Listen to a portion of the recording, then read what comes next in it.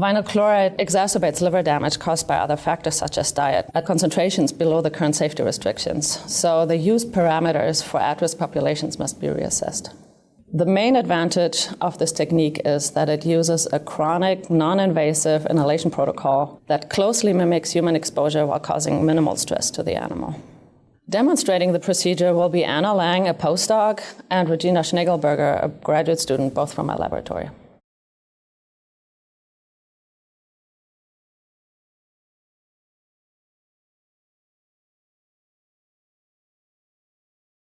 One week prior to the start of the inhalation experiments, weigh all of the experimental animals and weigh the amount of low or high-fat diet food to be given per cage.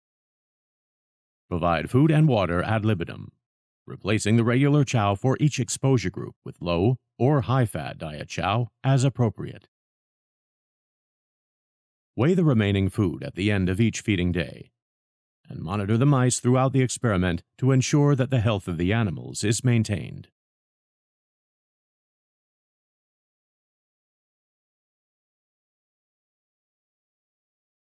To set up the vinyl chloride inhalation exposure system, ensure that the diluent air in both the experimental and control chambers is high-efficiency particulate air and activated carbon filtered, dried, and pressure regulated before entering the respective flow measurement devices.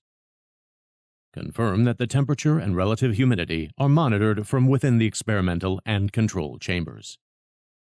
That the chamber exhaust is passed through a HEPA filter, a carbon dioxide probe, and an activated carbon filter before entering the exhaust.